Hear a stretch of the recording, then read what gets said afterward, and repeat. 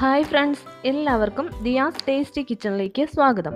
നമ്മൾ ഇന്ന് പാവയ്ക്ക കിച്ചടിയാണ് തയ്യാറാക്കുന്നത്.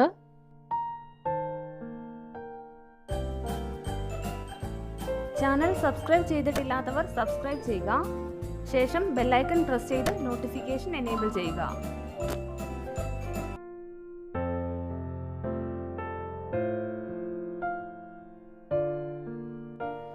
കിച്ചടി തയ്യാറാക്കാൻ വേണ്ടിയിട്ട് നമുക്ക് ആദ്യം ഒരു ചീനച്ചട്ടി ചൂടാകാൻ വയ്ക്കാം. ചട്ടി നന്നായി ചൂടായി കഴിയുമ്പോൾ അതിലേക്ക് നമുക്ക് വെളിച്ചെണ്ണ ഒഴിച്ചു കൊടുക്കാം. എണ്ണ നന്നായി ചൂടായി കഴിയുമ്പോൾ നമുക്ക് ചെറുതായിട്ട് അരിഞ്ഞു വെച്ചിരിക്കുന്ന പാവയ്ക്ക അതിലേക്ക് ഇട്ടൊന്ന് വറുത്തെടുക്കാം. ഈ പാവയ്ക്ക ഞാനിങ്ങനെ കനം കുറച്ച് നീളത്തിൽ ചെറിയ കഷ്ണങ്ങളാക്കിയാണ് അരിഞ്ഞെടുത്തിരിക്കുന്നത്.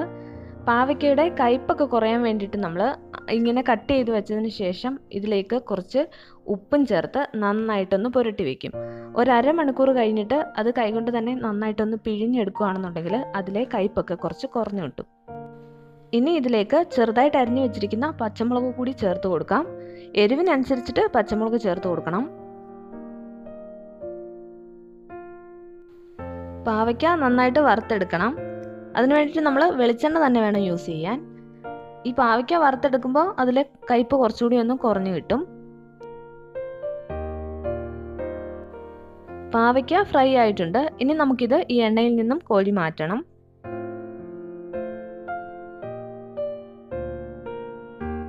ഇനി നമുക്ക് കിച്ചടിക്ക് വേണ്ടിയിട്ടുള്ള അരപ്പ് തയ്യാറാക്കാം. അതിനായിട്ട് മിക്സിയുടെ ജാറിലേക്ക് 2 പിടി തേങ്ങയും 1 നുള്ളു കടുകും പിന്നെ ഇത് അരയ്ക്കുന്നതിന് ആവശ്യമായിട്ടുള്ള വെള്ളവും ചേർത്തിട്ട് നമുക്കിത് നന്നായിട്ടൊന്ന് അരച്ചെടുക്കാം. ഇത് നന്നായിട്ടൊന്ന് അരഞ്ഞു കിട്ടുന്നതിന് വേണ്ടിയിട്ട് കുറച്ച് വെള്ളം ചേർത്ത് അരച്ചാൽ മതി, ഒത്തിരി വെള്ളമൊന്നും ചേർക്കണ്ട. ഞാനിപ്പോൾ ഇത് നന്നായിട്ട് അരച്ചെടുത്തിട്ടുണ്ട്. ഇനി നമുക്ക് നമ്മൾ ആദ്യം പാവയ്ക്ക വറുത്തെടുത്ത അതേ എണ്ണയിൽ തന്നെ കടുക് താളിച്ചെടുക്കാം.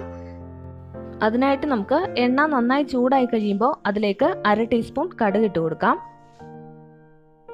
കടുക് പൊട്ടി കഴിയുമ്പോൾ നമുക്കിതിലേക്ക് ചെറുതായിട്ട് അരിഞ്ഞു വെച്ചിരിക്കുന്ന 3 ചുവന്നുള്ളി കൂടി ചേർത്ത് കൊടുക്കാം.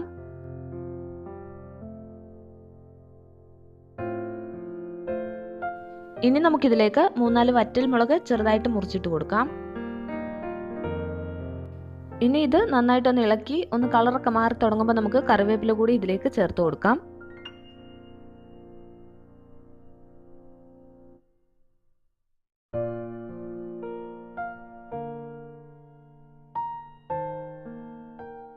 നമ്മുടെ കടുക് താളിച്ചത് റെഡി ആയിട്ടുണ്ട്. ഇനി നമുക്കിതിലേക്ക് തേങ്ങ അരച്ച് വെച്ചിരുന്നത് ചേർത്ത് കൊടുക്കാം.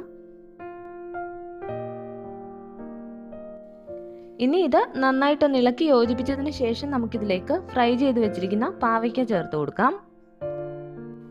ഞാൻ പാവയ്ക്കയിൽ ആദ്യം ഉപ്പൊക്കെ ചേർത്ത് നന്നായിട്ട് തിരുമ്മി വെച്ചിരുന്നത് കൊണ്ടാണ് ഇതിലൊന്നും ഉപ്പ് ചേർക്കാഞ്ഞത്. ഉപ്പ് നോക്കിയിട്ട് ചേർത്ത് കൊടുക്കേണ്ടതാണ്. ഇനി ഈ പാവയ്ക്കയും തേങ്ങയുടെ അരപ്പും ഒക്കെ ചേർത്തിട്ട് നന്നായിട്ടൊന്ന് ഇളക്കി യോജിപ്പിച്ചെടുക്കാം. ഇത് നന്നായിട്ട് ഇളക്കി അരപ്പിന്റെ പച്ചമണമൊക്കെ മാറിക്കഴിയുമ്പോൾ നമുക്ക് സ്റ്റൗ ഓഫ് ചെയ്യാം.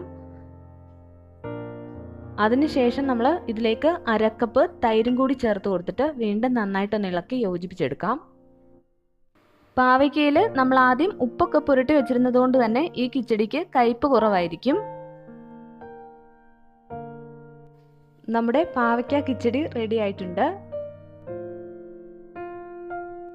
റെസിപ്പി ഇഷ്ടമായെങ്കിൽ ചാനൽ സബ്സ്ക്രൈബ് ചെയ്യാനും വീഡിയോസ് ഒക്കെ ഷെയർ ചെയ്യാനും മറക്കരുത്. Thank you.